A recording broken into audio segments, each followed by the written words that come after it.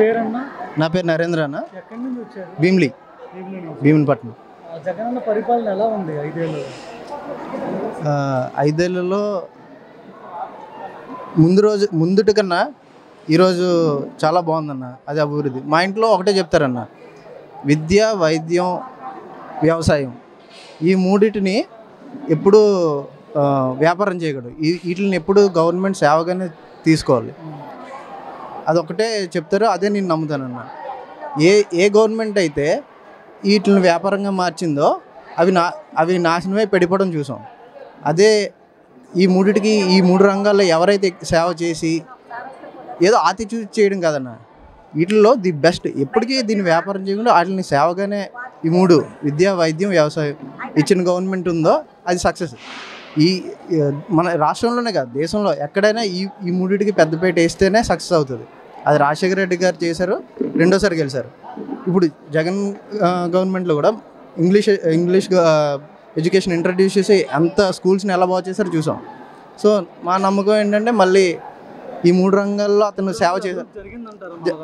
తప్పకుండా మనం చెప్పక్కర్లేదన్నా, చూస్తేనే చాలామందికి తెలుస్తుంది. అక్కడికి వెళ్ళి మాట్లాడుకునే కన్నా చూస్తే ఇంకా క్లియర్గా తెలుస్తుంది. వ్యవసాయంలో ప్రధానంగా ఎలాంటి మార్పులు వచ్చాయంటారు గతంలో కంటే ఇప్పుడు?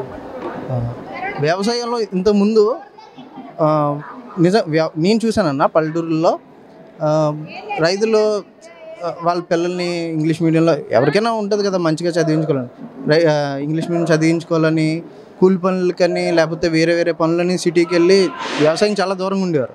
ఇప్పుడు ఆ పరిస్థితి లేదన్న. ఇప్పుడు ఇంటి దగ్గర ఉంటూ చక్కగా హ్యాపీగా వ్యవసాయం చేసుకొని వాళ్ళ పిల్లల్ని వాళ్ళ ఊర్లోనే ఇంగ్లీష్ మీడియం పంపించి, ఇంకా స్కూల్స్ కోసం మీకు తెలిసిందన్న ఎన్ని అసలు వాళ్ళు ఏమాత్రం భారంగా ఫీల్ అవ్వకుండా వాళ్ళ పిల్లల్ని ఇప్పుడు ఇంగ్లీష్ మీడియం చదివించగలుగుతున్నారు.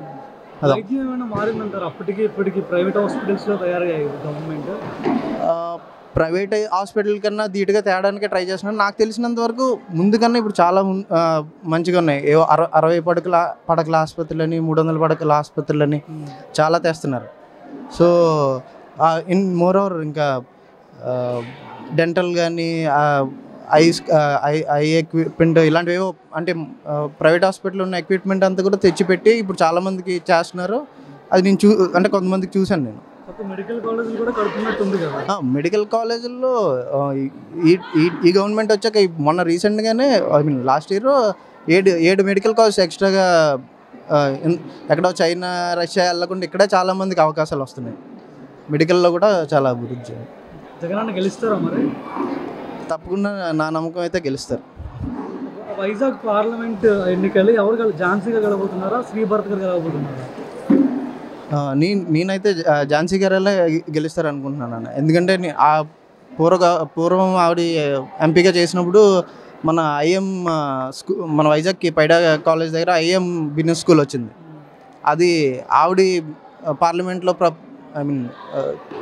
అడగడం వల్లే వచ్చింది.